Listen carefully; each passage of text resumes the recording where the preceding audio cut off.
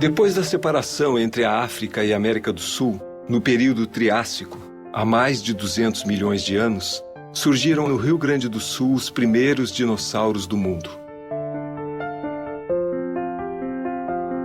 O que era antes um imenso deserto transformou-se em grandes florestas, planícies e rios que permitiam que a vida se renovasse. Os herbívoros tinham alimentos e, ao mesmo tempo, serviam de alimento aos carnívoros.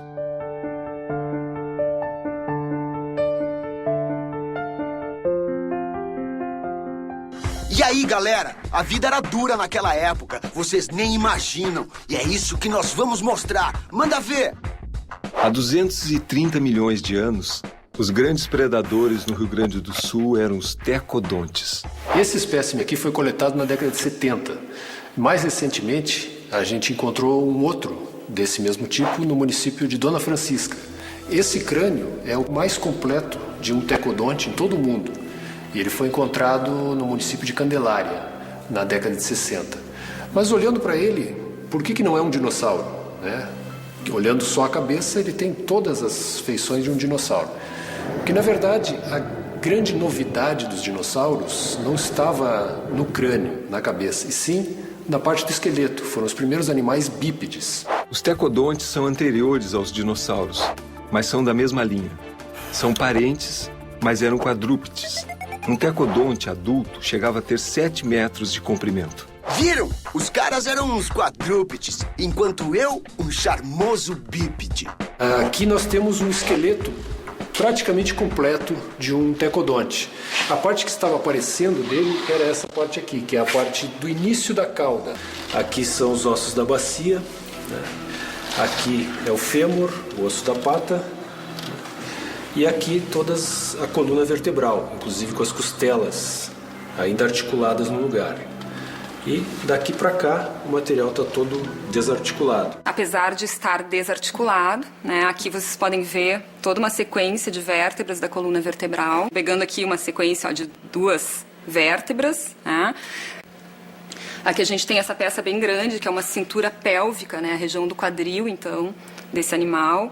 Isso que eu estou segurando é parte da maxila, dessa região do crânio, com seus dentes. E aqui tem ossos que a gente chama de ossos longos, né, ossos de membros e também de cintura, aqui, escapular. Isso aqui é um fêmur, bastante pesado. Era um animal quadrúpede, grande carnívoro, né, que viveu aqui no período Triássico do Rio Grande do Sul e também é encontrado em outras regiões do mundo. Apesar desse modo de fossilização aqui que desarticulou uma boa parte do material, ele consiste num dos materiais mais completos de tecodontes existentes no mundo. E no Brasil aqui é o material mais completo.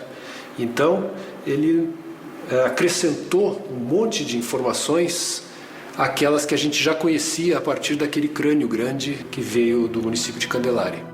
Neste período Triássico, aqui no Rio Grande do Sul, além dos dinossauros, surgiram também os mamíferos, que têm origem nos sinodontes, um animal semelhante ao cão.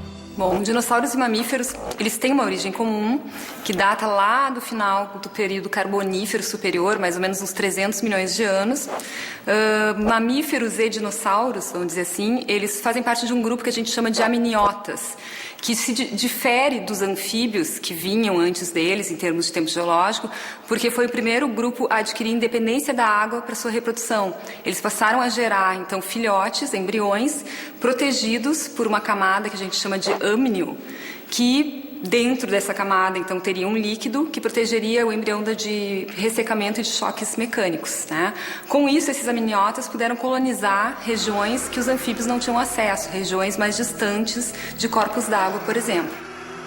Neste período, a luta pela sobrevivência fez com que algumas espécies desaparecessem. Essa cena aqui representaria uma paisagem no interior do Rio Grande do Sul no período Triássico Superior. E essa cena, então, é caracterizada pelo rincossauro, que é esse animal de lá, que seria o herbívoro dominante nessa época, não apenas aqui no Rio Grande do Sul, mas em todo o mundo, era o animal mais abundante do mundo nessa época, né? E, a seu lado aqui, um predador, né, que seria um sinodonte. Os sinodontes, né, é um grupo que está diretamente relacionado com a evolução dos mamíferos, tá? Então, a nossa linhagem dos mamíferos tem a ver com esse animal aqui. Os rincossauros, por serem animais dóceis, não conseguiram sobreviver nesta luta. Os rincossauros, então, aqui um exemplar original, então, com crânio e mandíbula, recebem esse nome em função dessa peculiaridade aqui, desse bico. Rinco quer dizer bico. Então, o rincossauro seria um lagarto com bico. Então, eles têm essa articulação aqui entre esse bico superior com essas duas pontas inferiores, e a gente presume então que esse animal usaria esse bico para pegar frutas, sementes, né? Se alimentaria basicamente desse tipo de coisa. Existiam 3 espécies de dinossauros carnívoros naquela época. Um vivia aqui no Rio Grande do Sul, chama-se Stauricossauro e foi encontrado na região de Santa Maria. Os outros 2 foram encontrados na Argentina, em rochas da mesma época, e se chamam Eoraptor e Herrerasauro. Desses 3, Eoraptor e o Stauricossauro, que é o nosso dinossauro, eram dinossauros pequenos, eram aproximadamente do tamanho do Guaibasaurus, talvez até um pouquinho menores que o Guaibasaurus, e o Herrerasaurus era um pouquinho maior, mas os 3 eram muito semelhantes. Então, eles também são animais caracteristicamente bípedes, né, ágeis, e este sim tem alguma evidência de dentes e partes de crânio, mostrando que eram realmente animais carnívoros, né? E a caça mais abundante que existia, né, tanto aqui no Rio Grande do Sul quanto na Argentina, eram os rincossauros. Então, provavelmente, estes eram o alimento preferencial dos primeiros dinossauros quando estes surgiram no planeta. Da mesma linhagem dos dinossauros surgiram os grandes répteis como o Purussauro. Era um animal que tinha um tamanho entre 12 a 15 metros e pesava até 10 toneladas. Só o crânio do Purussauro chegava a ter 2 metros de comprimento. Assim como os purossauros, os jacarés e os crocodilos também são descendentes diretos dos dinossauros. São grandes as semelhanças entre os jacarés e o pré-histórico Barberenachamps nodosa. Este animal, com 3 metros de comprimento e peso aproximado de 250 quilos, viveu na paisagem triássica do Rio Grande do Sul, há cerca de 225 milhões de anos. Outro exemplo de réptil deste período é o Aetossauro. Este animal tinha 3 metros de comprimento e também pesava 250 quilos.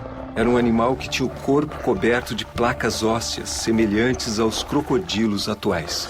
Mas esta galera toda não ficou só aqui, se espalhou pelo mundo.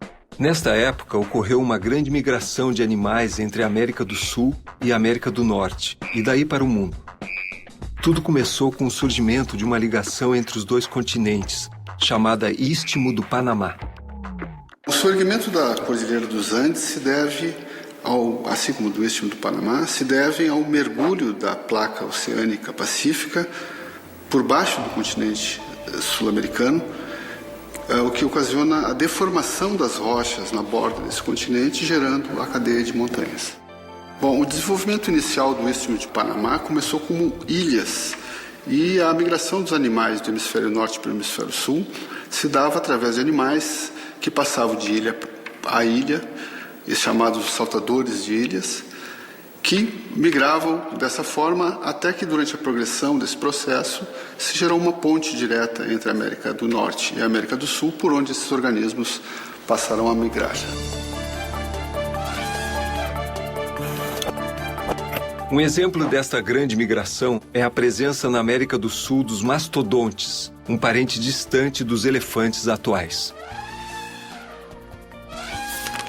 Da mesma forma que são encontrados os dinossauros hoje em dia, também são encontradas árvores petrificadas que pertenciam a florestas do mesmo período. A maior concentração é na região de Mata, no centro do estado.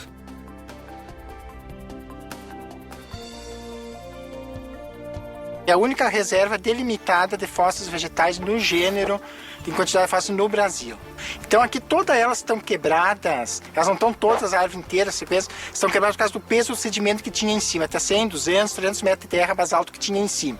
Isso aqui são mais ou menos 180 a 220 milhões de anos. Isso aqui é a única reserva que tem no Brasil delimitada em fósseis vegetais. Então a gente não se pode tirar nada, né? Então o meio que a gente achou de preservar esses materiais foi fazendo as praças que a gente tem, muros, calçadas, enfeites na frente das casas. A gente achou um meio de preservar. Bom, na região da mata, o que nós podemos interpretar é que era uma situação bastante particular. As árvores petrificadas foram árvores, né? Foram árvores que foram substituídas por sílica e hoje são rocha. No meio dessas árvores que caminhavam os dinossauros.